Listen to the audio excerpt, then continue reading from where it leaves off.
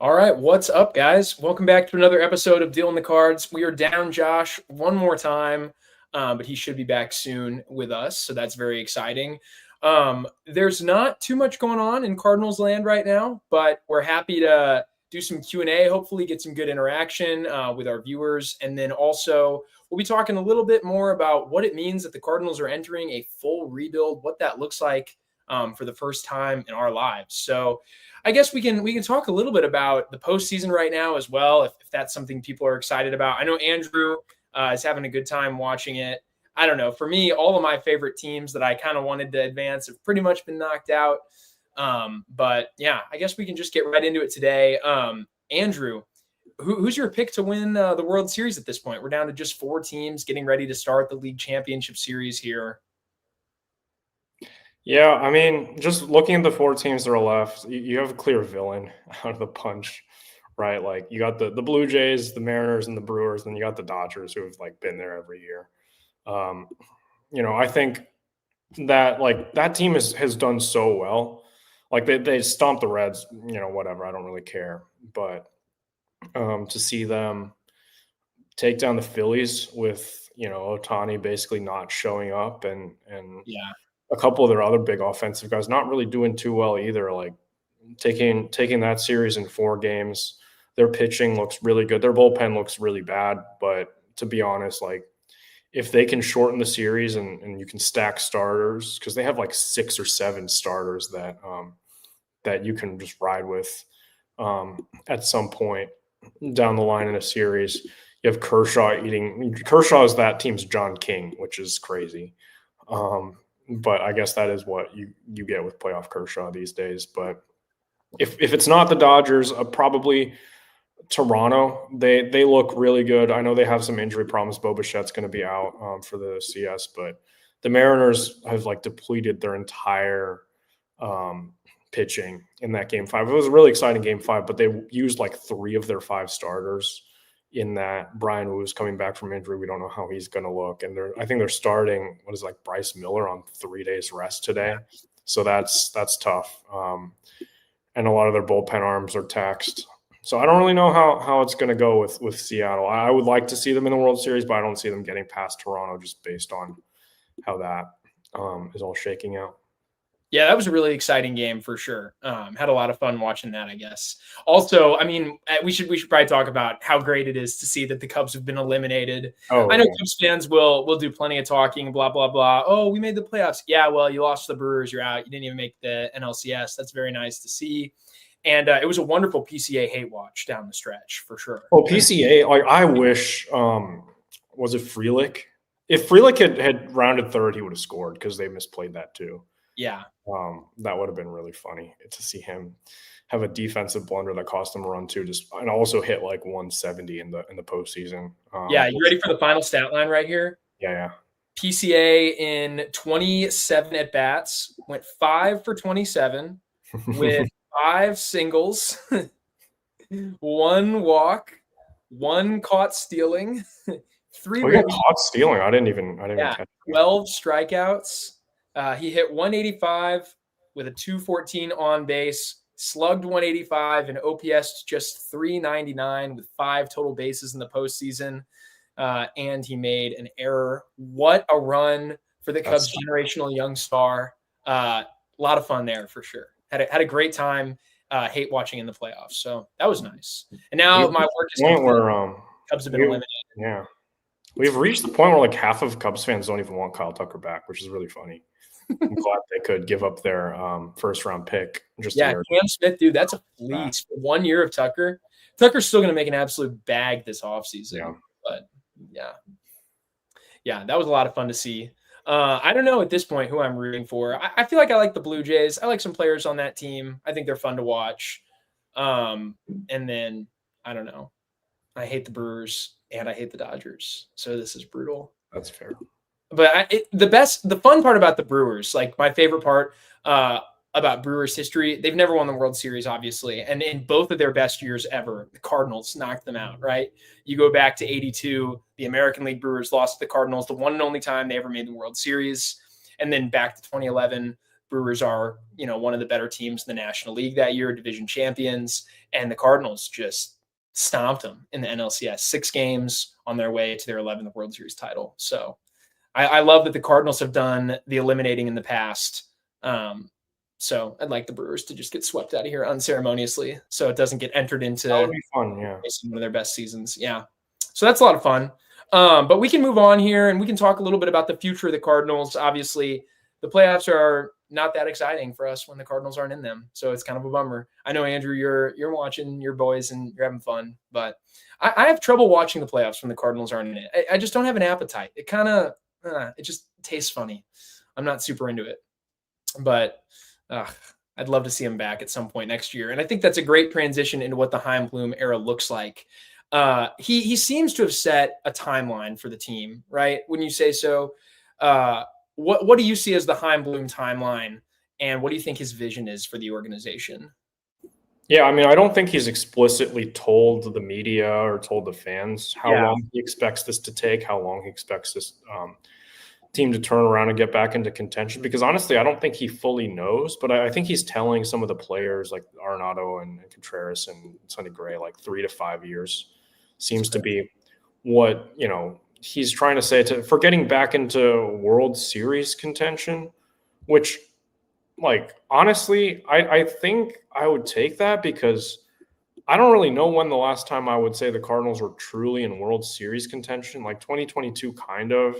Like, that was a special team. But that team also had a lot of weaknesses too, and that team didn't make it very far either. Like 2021 was a team that was scrapped together and somehow won a bunch of games in a row. 2020 was a weird team. 2019, were they World Series contenders? I guess they were 4 wins away from the World Series, but they got swept by the Nationals, who were clearly better than them.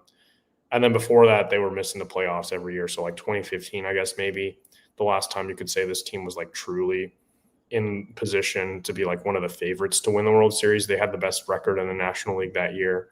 I know they lost in the DS as well, but I feel like that team had the potential to really go somewhere. I mean, I guess 2022 as well, you can say, but like for a consistent winner, like it has been a while since we've seen the Cardinals do anything meaningful in that regard. So I think that definitely, like, if you're on the shorter end of that, if you're 3 years away from that, let's say 2026 is whatever, 2027, you don't know what you're going to get with the lockout and potential work stoppage.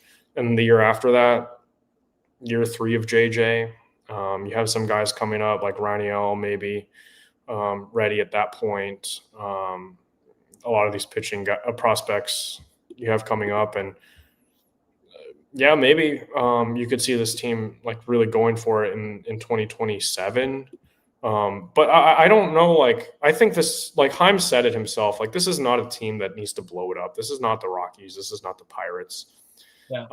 This is not the Nationals or the A's. Hi, Josh.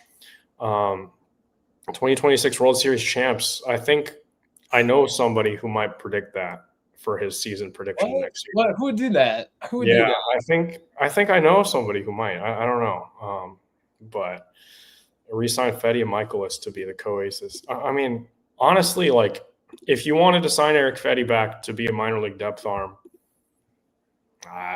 you might get lucky and be able to trade him for a lottery ticket prospect at the deadline. Exactly. There you go. You could get a top 25 guy in someone's system, a fringe top 25 guy in someone's system, some may say. But, like definitely I could see this team competing for a wild card again next year, right? Like unless they end up trading Donovan and Burleson instead of Nootbaar and Gorman, then then I think it might be a little bit unrealistic. But I think this team doesn't really have the depth, I think, to like be a true World Series contender next year.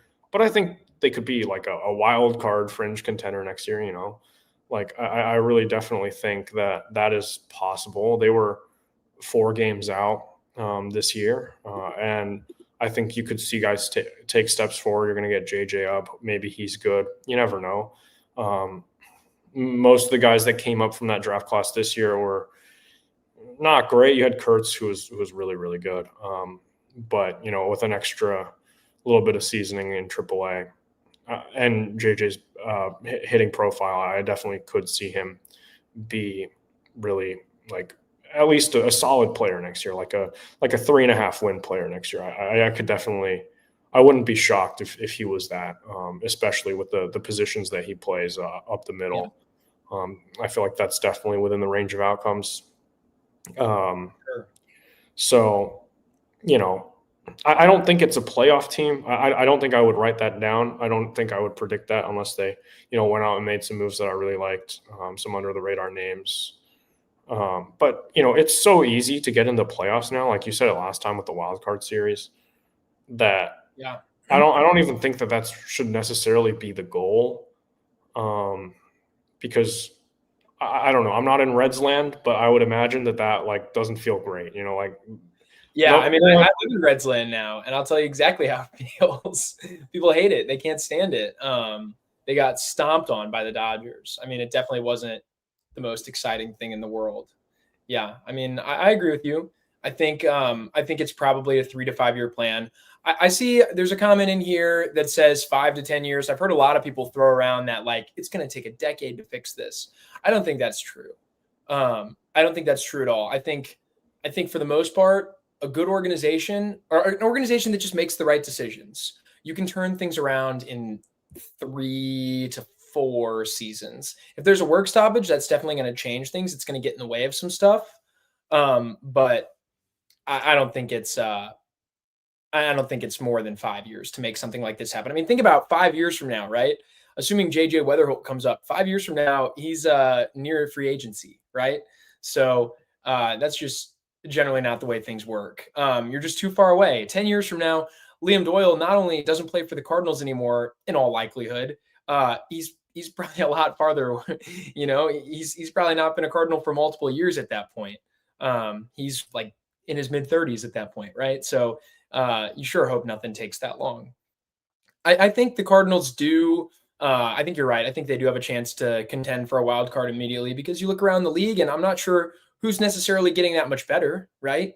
I don't know. The Mets can keep throwing money at their problems, but they brought up a lot of young pitching this year, and maybe that takes off next year. I know some Mets fans were talking about this as like a runway year, which is really funny when you've got all that money invested in the team and you have a $300 million payroll for a runway year. So maybe they get a little bit better next year, but I don't think the Reds are getting much better. I don't know if the Cubs are getting much better. The Brewers had about as great a year as they could possibly have. I hope that doesn't happen again next year. So you see a lot of these things, and I think the Cardinals are going to be right there in the thick of things again next year, contending for a wild card. Sure, you might have better seasons from like the Giants or the Diamondbacks, but what have you. But the Braves should be a little bit better next year.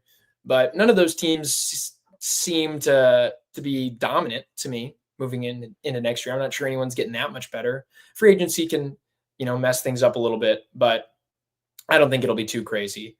I do think the Cardinals have their work cut out for them, though. And if they want to compete next year, they're going to have to do probably more than just sign Phil Maton in the offseason. It'd be nice to see them do something.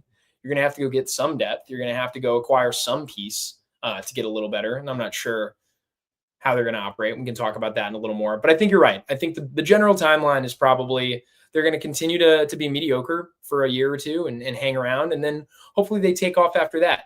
There's a lot that needs to be done. So if you were, in the driver's seat for the Cardinals, and if you were making the decisions, what are the first decisions you'd make? Are there any big things you think the organization like really needs to do, especially this offseason? I think they're doing a lot of those things. I see a lot of these the people in the chat saying that they need to go for it now, like that's not acceptable or whatnot, like in the city. And I understand, like they're not going to sign Kyle Schwarber. I don't even think they should sign Kyle Schwarber. I'm actually very skeptical of free agents that have a career year in their walk year. Like that seems to happen a lot, and it seems like more often than not, like those guys sign a big deal and then the next year are underwhelming. It just seems to be like a majority of the time that these kinds of things happen. Like think about Marcus Semien, think about, like Javier Baez and some of these guys that have really good years in their walk year that maybe, and Dansby Swanson, for example, for the Cubs, like he had a great year right before his walk year, signs a big deal with the Cubs. And, like he's made the Cubs better, but, has he made the Cubs what is it, $25 million a year better? Probably not. Like, I don't think so. He's been Mason's almost free right now. And yeah, exactly. He's been like just about above league average offensively. He's been a great defender, but like you're not paying those guys $25 million a year unless the Cubs paid Dansby Swanson. So like you also have to spend smart, right? Like Kyle Schwarber, what is he, like 33? I think this year is about as good as he's going to get. And you kind of saw what happened with him throughout the playoff stretch, right? Like he was just awful in the playoffs. Well, you also need to think about what Kyle Schwarber would be for you, right? Like the Cardinals don't have room for a DH. They already have too many DHs. Yeah, exactly. Sure, if you were to trade like Burleson and Walker, yeah, you could plug Kyle Schwarber in every day. But did you see how bad he was in the field this year?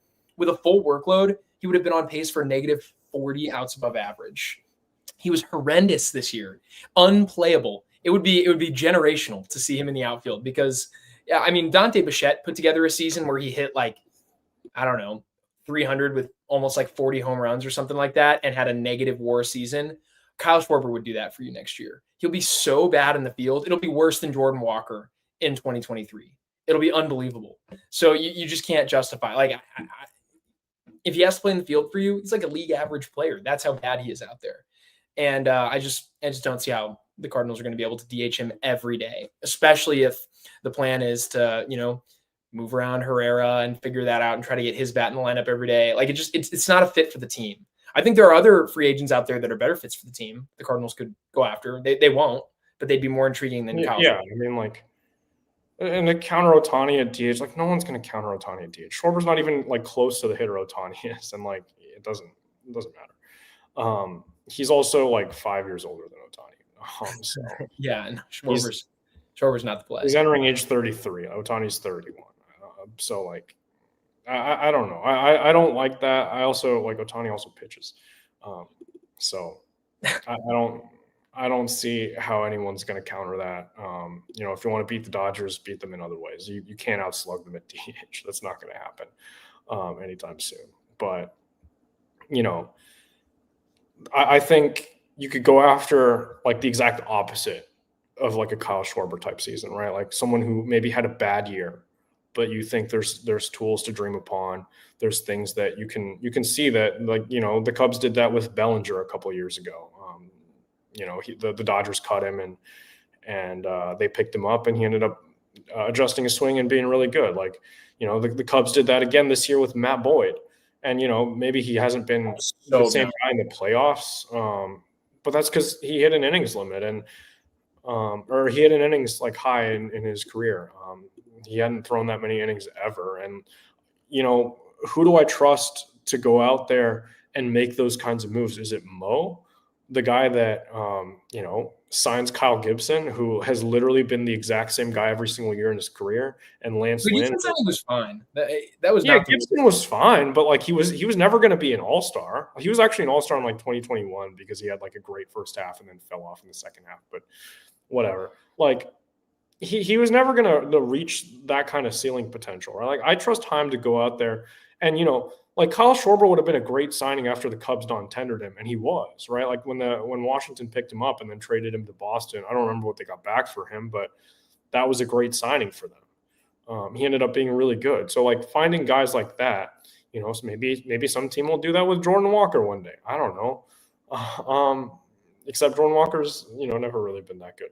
But yeah. I definitely think that Heim can go out there and make these signings that are like, I think fans go out there every offseason and they see all the list of free agents on MLBTR and they're like, oh, this guy had a really good year. He could be really good. Or then you look at his numbers throughout his whole career and, they really haven't been that good. They had a really good career year and maybe they had some other motivation, like making a ton of money and that's great. It's good for the team that had them that year, but I don't necessarily think that makes it a smart signing, right? Like, yeah. Like Dansby Swanson, you could see that from a mile away. You're like, that's not. And the Cardinals were linked to him. And even in that offseason, we were all like, please do not sign Dansby Swanson. Like, that is probably the worst thing that you could do at this point. And I'm using the same names over and over again because I'm tired and I can't really think of anybody else. But like, there's these guys every offseason, and the Cardinals kind of did that with Sonny Gray a little bit. He kind of had a career year in his walk year, and he ended up being okay.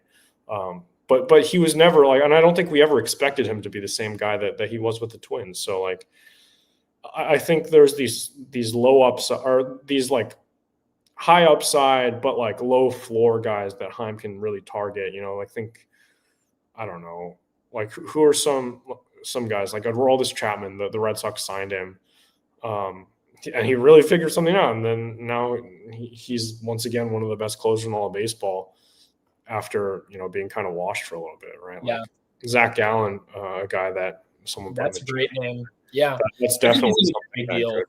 Or I think he's going to get more money than the Cardinals are willing to give him, but that's a great name. Ryan Helsley. Yeah. That would be really funny. I would really enjoy that. I would love it if they signed Helsley. If the Cardinals gave up the 2 worst months of Ryan Helsley's entire career for a bunch of prospects and then brought him back. That would be cinema. That would be so good. And then he was good again. Could he be our Jesse Chavez? That would be really funny. And then trade him again at the deadline, get another prospect call, and he's terrible again, and re-sign him. That would be great. That'd be so good. I remember when the Angels traded like Raisel Iglesias for Jesse Chavez at the deadline. And Iglesias was just bad in Anaheim, and then he became the Atlanta closer. And then Jesse Chavez got DFA'd, and then he went back to Atlanta. Like, this is the same thing. We could do this over and over again with Ryan Helsley. Except Ryan Helsley is way better stuff than Jesse Chavez ever did. But, Yeah, it's true. Yeah, so I think you're right. I think we will see at least one of those buy low type moves where the Cardinals can then sell high at the end of it. That'd be really nice. See them skim some value off something like that. Do you see the Cardinals making a splash this offseason? I feel like they could, right? I'm not sure they will. And like, what's Kyle Tucker's value? Because we were always like, oh, Kyle Tucker's going to get $500-600 million. It's like, is he? Dude, Kyle Tucker. I really don't think that he Kyle is. Tucker's worth every bit of $500 million, but I don't think he's going to get it anymore. I think the injury, kind of a down season. He's had 2 back-to-back seasons with like significant time on the IL. Yeah, but last year he was a dog when he was healthy. He was great when he was healtty too, for the most part. I mean, he's cooled off. 41 OPS is lower than Ivan Herrera, isn't it? Am I? Yeah. It might. No, it's 4 points higher than Ivan Herrera, but like Ivan Herrera's free. Like, you're paying him pre-arb money. Like, it doesn't. Well, yeah, I mean the difference is that you could lock Kyle Tucker up for a really long time, and he plays really good defense, and like he's an outfielder. I don't know. I mean, I would love to see the Cardinals go out there and make a splash like that. And I think he makes the most baseball sense for your team. I just think he makes the most baseball sense for like everybody, because there's literally no lineup in the league that doesn't get much better if you plug in Kyle Tucker, right? And there's almost no outfield that doesn't get better if you plug him in, because he also plays really good defense. But with Michael Ted in the chat, trade for the remaining 3 years of Jordan. Again, like why are we going after these DHs? Like, it doesn't. I don't get it. Like, I really. Unless that DH can give you like 150 innings at the same time, like there's really no place for that guy on the team. Like, really not. Yeah, we definitely don't have a place for a DH. I don't think it makes sense. The Cardinals won't be players in the Kyle Tucker market, but I really wish they would be. I think actually it'd be awesome if they would do something like that. And also, they're going to cut so much payroll. Like, we've done the math on here multiple times, but it's not going to be very hard for the Cardinals to trim at least $70 million in payroll this year. Kyle Tucker is going to be getting paid, I don't know, 40 AAV, right? Probably somewhere around there, 40 to 42. Like, you could easily afford that and still trim payroll. The fact that you could trim your payroll by $30+ million and still add Kyle Tucker, that seems to me like a great time to do something. And yeah, like, you're not going to be great next year right away, but Kyle Tucker would take you from fringe wildcard contender to probably wildcard favorite, right? I think if the Cardinals signed Kyle Tucker this offseason, they would enter the season as one of the odds-on favorites to land a wild card in the National League. And immediately they would put the division on notice, right? It'd be like, hey, we made our big splash. This is our guy. I also think it'd be a great way to bring fans back in. You'd be showing people we're committed to winning. We went out there and we spent. Now you come and you spend for us, right? We went out there, we signed Kyle Tucker. Now you go buy jerseys. You come to the ballpark and you watch him play. I think there are a ton of good reasons that the Cardinals should do something like this. I also know they won't. You know, They won't. I don't even think it's really worth talking about. I'm looking at the free agents listing on MLBTR right now. Like, there's really nobody that appeals to me that is like a high end guy. Like Alex Bregman is 32. Like by the time the Cardinals are really seriously ready to contend, he'll be like 34. And like I don't. Yeah, no, you're not. You're not I don't think we're gonna. He might be if he ages like Arenado. He's on that aging curve. He's not going to be that good. Ozzy Bregman makes no sense. isn't going to be a free agent. That's a club option. They're not going to buy him out. But like some of these other guys that are on this list, like I don't even really know. Like Cody Bellinger, he's 30, but like he's also had really up and down seasons. Like I have no idea what they would do with a guy like that. Like I really don't know like who these people in the like which people these guys in the chat want. Like even starting pitcher wise, like Dylan Cease, he's 30. By the time the Cardinals are ready to contend, he's going to be like 32, 33. Yeah, and also Dylan Cease is going to get, because there's nobody else on the market, Dylan Cease is going to get good money, and he's not worth that. Like Dylan Cease was terrible this year. We haven't seen the best version of Cease in multiple years now. I wouldn't get Joe Ryan. Well, Joe Ryan is going to cost you so much, right? Joe Ryan's going to get paid. He's going to get. He's going to cost you JJ Weatherhole probably, like a player of that caliber. Like the Cardinals don't have enough in their farm system to give you that. I don't know. Yeah, I don't know. I think I'm with you. I don't make these kinds of deals. I think there's a lot of guys that you could look at on bounce back contracts, and anyway. Yeah, I mean, look, I think there's really only one guy on the market that makes actual baseball sense for the Cardinals, and there's no chance they're going to do it. Yeah. I wish they would. I really wish they would. Right? You think about what the Cubs did to bring in, like, I don't know. They brought in talent once they were ready to contend the first time. Their really successful rebuild in like 2015, 2016. And you have to do that. Sometimes you have to have guys around for something like that to happen. You have to bridge the eras. And bringing in a guy like Kyle Tucker really would do that. I mean, there's a million reasons I think the Cardinals should go after him, especially if you're going to be able to get him for under $400 million. Like it feels like a no-brainer to me. His value has decreased probably by $150 million this year. I would be so in. Unfortunately, I think the Cardinals don't believe in it at all, and I don't think they will. We know they won't, actually, right? The biggest deal the Cardinals have ever given a non-returning free agent is the Wilson Contreras deal. I think it was $82.5 million.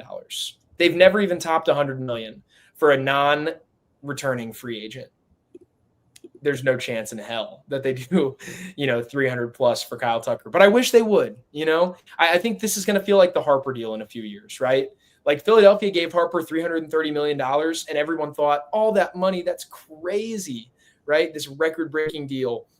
And what have we seen in the years since then?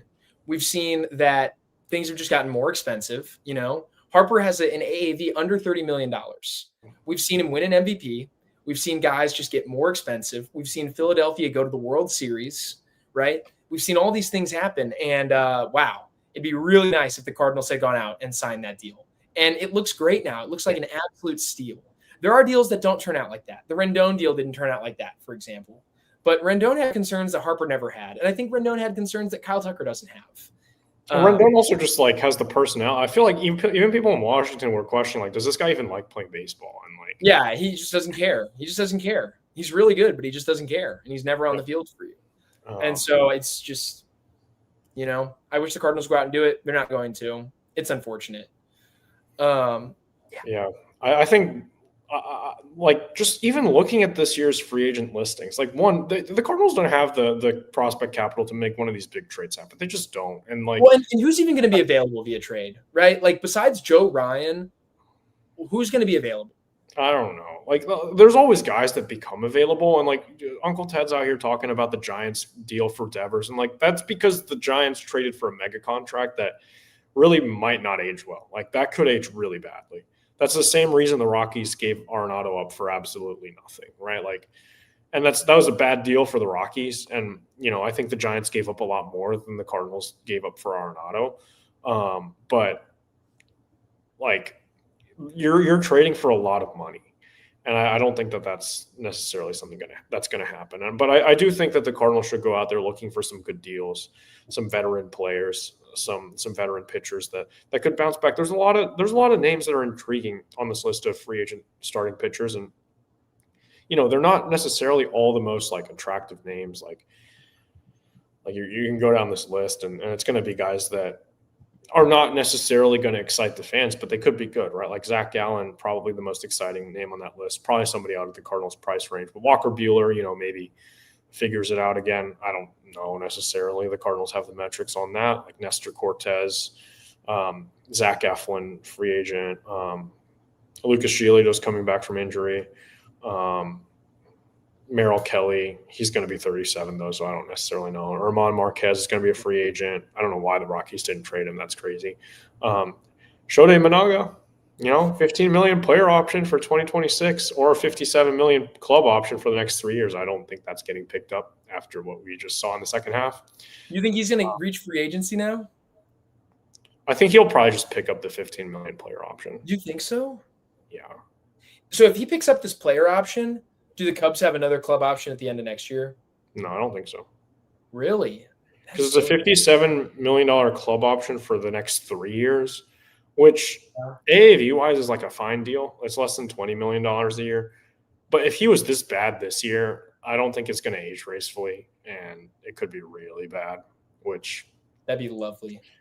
Hopefully they pick it up, man. I shouldn't say these things. Eric Fetty, bounce back candidate.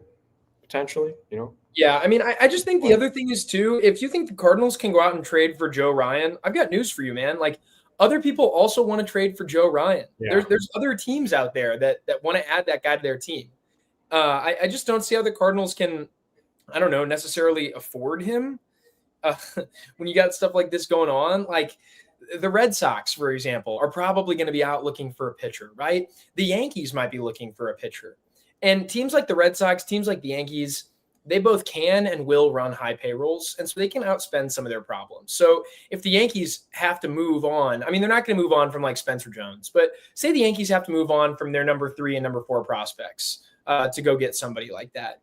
That's fine because they can sign guys to replace that production at some point. That's what they're going to do. They also have superstars on their team, which that really helps. When you have Aaron Judge, you can overcome a lot offensively. You can, the Red Sox have the prospect capital to make these trades. You know why the Red Sox have a lot of prospect capital? I wonder. Heim Bloom. I don't know. I can't think of it. Yeah, but like when they have this guy that. Yeah, they can sort of outspend and outrun their problems that way. The Cardinals aren't going to do that, and the Cardinals have moved. They've traded prospect capital in the past. They've ponied up and they've made those trades. And 1, it's bitten them in the ass. And 2, fans have expressed frustration over it. Fans have been pissed that the Cardinals made those deals because they only see in hindsight a lot of the time. And so I understand why the team doesn't want to do something like that. Also, whoever ends up with Joe Ryan this offseason is probably going to overpay for him. The Twins didn't move him at this deadline, which means they didn't get the deal they wanted. The fact that they didn't move him at this deadline when they were selling, right? They moved on from Duran and they got a haul for Duran. I can't imagine they didn't get great offers for Joe Ryan. I just can't imagine that didn't happen. I'm sure people called, and I'm sure they made some ridiculous offers that Minnesota said, no, we'll pass, we'll hold. I'm sorry. You do not want to be the first one to blink in this kind of negotiation. If you're the Cardinals, I just can't see it happening. I can't see a world where they do something like that. So it'd be fun, but and the Cardinals, I just like they need to make good deals. Sandy, I also want to make good deals. Can you tell me where I can make some good deals on some? Yeah, man. Yeah, man. Oh my gosh, something in my throat here. But if you head over to 314 Sports Cards, located at 9640 Olive Boulevard in Olivet, Missouri, they're open 10 to 6 Monday through Friday and 10 to 4 on Saturday and Sunday. Man, my throat's so dry here. And they buy, sell, and trade all sports cards and Pokemon cards. So they've got the newest selection of packs, boxes, and single cards, whether you're looking for stars around the league or local players. I know Andrew has picked up that 1-for-1 Superfractor, right? Very exciting stuff. So it is a lot of fun. Get out there, check it out. It's a great time. So, yeah, Devin runs the place. He's a great guy. Tell him we sent you in. really fun, really knowledgeable staff there. They can help you out. I know I was getting a little more into it a little bit. They started to explain some stuff to me. I'm kind of an outsider in terms of card collecting and trading. So I felt like I learned a lot when I spent some time there. And then also, NFL season is upon us. College football is upon us. And I know baseball's over. Andrew likes to play some fantasy games for baseball. But if you are looking for something fun to do on a Saturday or a Sunday, check out our friends over at Underdog. We're going to roll that as well. The Deal in the Cards podcast is proud to be partnered with Underdog Sports, our favorite place to play fantasy games. You're now eligible to play in Illinois, Missouri, Indiana, and 37 other U.S. states. You got to check out Pick'em. It's so easy to play. You just pick 2 to 8 stats of your favorite players and choose whether they'll go higher or lower. You can win 20 times your money by going 5 for 5. If that sounds like fun, sign up with our promo code CARDS to claim your first free pick plus first-time deposit offer up to $1,000 in bonus cash. We can't wait to see your entries. Yeah, you heard Josh. Go check out Underdog. Play some fantasy games. It is a lot of fun. It's a great way to maybe a little more something riding on a game that you might not care about. Really fun during the MLB playoffs as well. I know there are some fun promos in there, so check that out. It's eligible in both Missouri and Illinois, so lots of fun. All right, as we move on here to the back half of the show, we'd love to take some Q&A if anybody has some questions there. We've pretty much told you how we feel about the Cardinals this offseason. We'll do a lot more talking about that moving forward as well. There's plenty to visit there and consider. It's just going to be interesting, right? Kind of picking up how this new regime behaves. I feel like we had a lot of certainty, right? We had a high degree of certainty regarding what Mo would do. We grew up with him. I mean, I really wasn't a Cardinals fan before Mosaic. I grew up in the Mosaic era. He took over the team when I was like, I don't know, 6 years old. And that's all I've ever known. All I've ever known is the Mosaic era. That's what we've had. That's what we've seen. And it felt like we really had a high degree of certainty and predictability as to what he would do and how he'd behave over the offseason. You knew he was probably going to make some moves around the edges.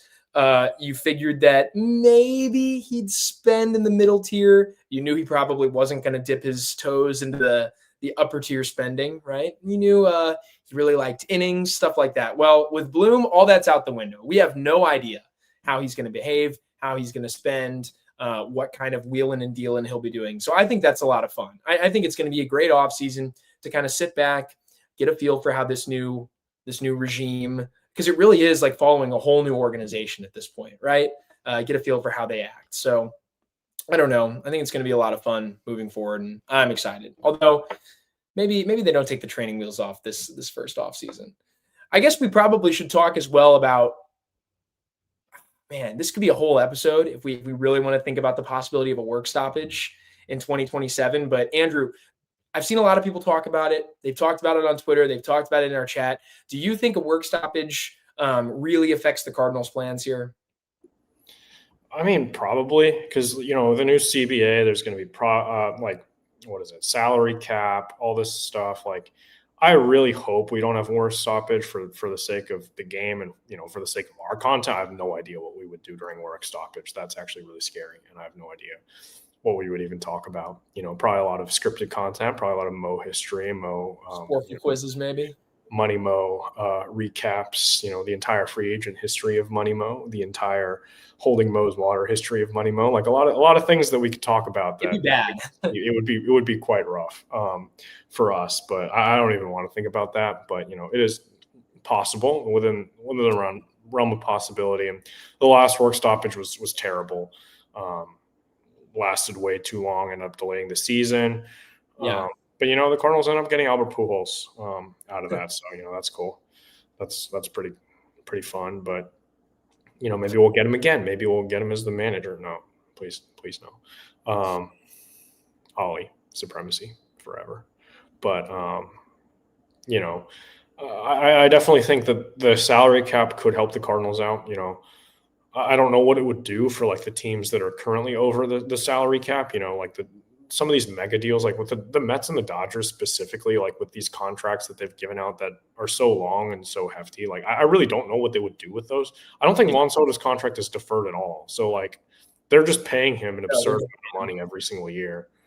I think the Dodgers with Ohtani is a little bit more manageable, but like I don't know how those teams would react to that. I'm sure there would be some pushback from those ownership groups, but I'm sure the DeWitts would really, really like a salary cap. And with a salary floor, I don't really think it really hurts the players that much. Like, honestly, baseball players are making more money than any other athletes in the world, so I don't really think that should be an issue for at least the top tier player. Yeah.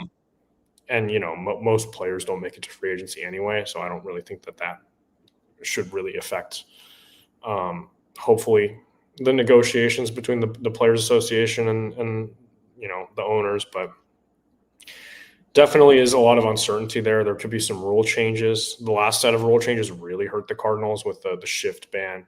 Now those weak contact guys, they're not so good anymore. Andre Palante, whether the shift is a little bit scarier than Andre Palante with the shift. Dakota Hudson was, okay, and then he was unplayably bad the year after. So I don't think that's a coincidence that those came with the rule changes. So who knows what happens, right? Like with ABS coming, maybe they'll have fully automated ABS by then. Maybe they'll have a different playoff format. Maybe they'll have expansion teams in Nashville. Like, who knows? This could get really weird really quickly. And I think maybe it is smart to not invest a ton of money into players. I also don't think that they need to. Like we said, we can have a full episode on free agents and who we like, and I'm sure Josh and you and I can deep dive into the list of names that we really enjoy and that we really want to see the Cardinals go after this offseason. But I don't think any of us are going to say that the Cardinals should sign Alex Bregman on a big deal or Pete Alonso on a big deal. Pete Alonso will get scared every time he runs to first base to his coach. Like that would be really tough. I don't know how that would even go. It'd be tough to play for a guy that bodied you. Exactly. Although Stubby Clapp did say that it was Genesis Cabrera that did it, but I don't believe that. So I definitely do think that is a possibility, and hopefully we don't have to ever talk about a work stoppage because baseball is really growing, and I think it'd be really dumb of them to kind of kill that momentum. Yeah, I think so too. But I do think the Cardinals and every other team, they're all thinking about it. They're all thinking about what this means for them. I do wonder if it's stopping teams from committing money, right? I think it'll be really interesting to see how the free agent market plays out. I have a good feeling because normally it feels like every year the World Series happens, whatever. And then there's a freeze. The market freezes and it takes some time to thaw. And it normally thaws sometime in the new year. I wonder how early that happens this year. I wonder if we see players hold out, hoping for long multi-year contracts that run through 2027. And I wonder if teams are very hesitant to give them that kind of money. I wonder if teams are really hoping to get these guys on short-term deals where they pay minimum AAV or not maximum AAV, short span of time, to hopefully not have them on the books for a potential 2027 season. That'd be pretty scary. But also I think there are teams out there that would benefit from that, right? The Dodgers might love that. They've already committed a lot of money to the future with some deferred contracts. So they might love to go out there and spend short term. If a guy like Kyle Tucker could be had for one season, $55 million, right? Man, it sure seems like the Dodgers would love to make something like that happen. So I don't know. It'll be very interesting to watch how that all plays out. But yeah, I think you're right. I think it will play into teams' calculus and what goes on here. I don't know. I really hope it doesn't. I hope it never comes to that. I think you're right. It would suck. I was really scared that we were going to lose baseball last time. You remember Bob Nightingale like pulling through for everybody? Oh yeah, that was huge. Bob Nightingale was carrying baseball Twitter. That was the best. That was so much fun. But also, I would hate to do it again. I would hate to be that would be pretty bad. Worried about missing games, right up against the deadline like that. So I hope they figure it out, especially the owners union, man. Like, come on, guys. You guys are all billionaires. We just like watching baseball. Really hope we get that figured out. So I think that's most of what we were hoping to talk about today. I see a couple things in the chat here that are kind of interesting. Yeah, Joseph says the Vientos for Contreras rumor. I saw that. I don't think the Cardinals are going to trade Contreras because he's got a no trade clause, and I just don't think he wants to leave. But I think Vientos is a great option for the Cardinals to target, especially if they're going to move on from a Nolan Gorman, who they could plug and play at third base, and Arenado really seems like he's going to be gone. Vientos is more interesting to me than Sajazi, and I think he'd be the top third baseman on the roster at that point. So, yeah, I would love to see the Cardinals make a move like that. Maybe it's not Contreras that you move on from, but maybe there's some other piece the Mets are interested in. I don't know. Maybe they're interested in Gorman, the power he could add to their lineup, for example. And I know Vientos is a little bit of a post-hype kind of guy. There's a couple other ones in here. Yeah, I mean, Sonny Gray, it's going to be interesting to see. I don't exactly know a lot about Rumor, so I probably can't speak to this. I need to do more research and look into some of this stuff and get a better sense for how organizations are going to be valuing guys this offseason. I think the big thing is the Cardinals are just going to be looking to offload as much Sonny Gray money as possible. So I don't know. That'll be intriguing. But, yeah, some other good stuff here. I don't know. Man. We'll just have to see. I have no idea. I have no idea how Heim Bloom is going to behave this offseason, Really don't know. We're just going to have to wait and see how that ends up. But hopefully it's fun. Hopefully they do something. Hopefully it's fun. And hopefully the Cardinals are contending for the postseason next year. It'd be really nice because we have a very solid hockey team right now. The Blues are a lot of fun to watch. Got their first win of the season the other night. So it'd be nice to have a good baseball team too. What do you say? Yeah, I mean, I think this offseason is going to be more eventful. I'm optimistic that we'll get at least one or two emergency podcasts throughout the offseason. That would be great. Especially with the trades that are going to happen. We did an emergency podcast after the Cardinals traded Tyler O'Neill for absolutely nothing. So we'll be here for when they do that with Nolan Arenado. Like it'll be the same exact story. Yeah. And, I think Arenado is I'm 90% sure that Arenado is traded this offseason. Yeah. He's got to be. And he said he's opening up his list. So I feel like the teams that are not on his list are teams like the Rockies that aren't even going to try. They're not going to. Yeah, for the most part, right? Arenado actually, you never know. Maybe the Rockies will try to bring him back just for nostalgia and to get. That'd be so funny. It'd be really funny. If I was Nolan Arenado, going back to the Rockies wouldn't be the end of the world. No pressure at all. Back at Coors, really comfortable there. He'll never play in the playoffs again. So that's probably. Well, I mean, maybe they trade you again. Maybe you get a chance to get moved at the deadline, rebuild some value with the Coors effect going. Almost won an MVP there. That'd be really nice. Almost MVP here too, but whatever. I know, but his teammate won it. He was better. Yeah, I would love to see. I think Arenado's almost certainly gone. I think Sonny Gray, I'm probably at 75% sure he's gone. I think at least one of Nootbaar, Gorman, Burleson is gone. Maybe two of those three. I hope Donovan's not gone. Me too. I don't think Donovan or Wynn or Herrera is gone. Yeah. I'm more sure on Wynn and Herrera. I don't think there's any chance the Cardinals trade either of them. Yeah. I think we'll have a whole episode on that too. Yeah. No, there's going to be plenty to talk about. So it'll be nice to have our full squad back soon. It's been a minute since we've all been together. We're just so busy. So much going on. Life's moving fast. But yeah, it's been a lot of fun to be on, talk to you guys today, and we'll be back this week. We've got some fun, some fun content going on right now, so that's been great. But yeah, is there anything else we're missing here, or is that about all today? Yeah, I mean, it would be funny if Albert Pujols stole Yadi or Molina as his bench coach instead of Ollie. But I know Yadi likes Ollie more, and he knows he's a better manager. So it's true. Like we all do. Yadi knows Ollie's the best manager, so that's great. Yeah. Oh, also, we'll probably be playing some more Sporkle quizzes in the future if you guys like that video. Has that gone up yet? No, it hasn't. I'll put it up tomorrow. Well, we tried to name everybody that played for the Cardinals this year, and that quiz is available. We can send the link as well. We could send it in the chat or something like that, or I don't know. It'll be in the link for that video. But. Yeah, it'll be in the link for that video, so it's a lot of fun. You can play along with us. Yeah. I feel like it was a respectable showing. You only missed two, and it was like two guys that don't. They were tough. Okay, they were guys that I was like, who are these guys? Who are these bums? So yeah, that was fun. We'll probably be playing some more of those. So that'll be a lot of fun. If there's any topics you guys want us to try as well, maybe some trivia type stuff as well this offseason, we can give that a shot too. So that could be very fun. You can play along with us at home. But I think that's all today. So thanks so much for tuning in, guys, and we'll see you next time. Thanks, Heim.